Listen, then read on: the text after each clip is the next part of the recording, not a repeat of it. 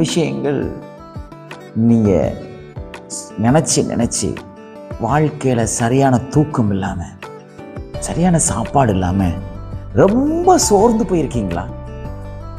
சில விஷயங்களை ஏன் ஆண்டவர் இப்படி செஞ்சார், ஏன் எனக்கு இப்படி நடந்துச்சுன்னு ஒரு பெரிய கேள்விக்குறியோடு கூட சோர்ந்து போயிருக்கீங்களா?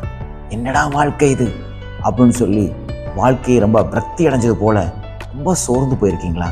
கர்த்தர் இன்னைக்கு உங்க கூட பேசுகிறார்.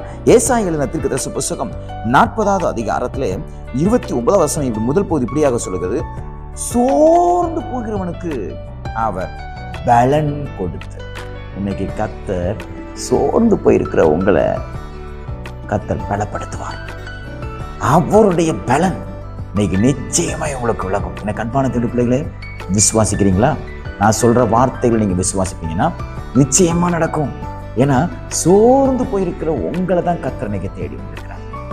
நான் என்னமோ நினைக்கிறேன், நான் நடக்கிறது ஒன்றா இருக்குது, என்ன செய்யறது எனக்கு தெரியல. இந்த வசனத்தில் அழகாக சொல்லப்பட்டிருக்கிறது 27வது வசனம், யாக்கோபே இஸ்ரவேலே, என் வழி கர்த்தருக்கு மறைவாயிற்று என்றும் என் நியாயம் என் தேவனிடத்தில் எட்டாமல் போகிறது என்றும் நீ சொல்வானே. நீங்க அப்படி சொல்லிட்டு இருக்கீங்கல்ல, என்னுடைய வழியெல்லாம் ஆண்டவர் பார்க்கல, நான் போற பாதை அவருக்கு தெரிய மாட்டேக்கு, நான் படுற கஷ்டம் அவருக்கு தெரிய மாட்டேக்கு, யாருக்கு என் வேதனை தெரியும், யாருக்கு என் புலம்பல் தெரியும் அப்படின்னு நீங்க சொல்லியிருக்கீங்களே.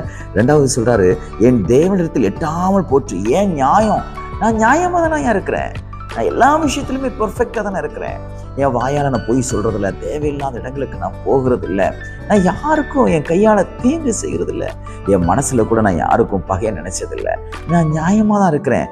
ஆனால் என்னுடைய நியாயம் ஏன் கடவுள் பக்கமாக எட்டலை, ஏன் தேவன் என்னுடைய நியாயத்தை அவர் விசாரிக்கல? போய் சோர்ந்து போயிருக்கீங்களா? கர்த்தர் சொல்றாரு, என் மகனே மகளே, உன் வழி எனக்கு என்னன்னு தெரியும், நீ போகிற பாதையை நன்றாய் அறிவேன். காரணம் என்ன தெரியுமா?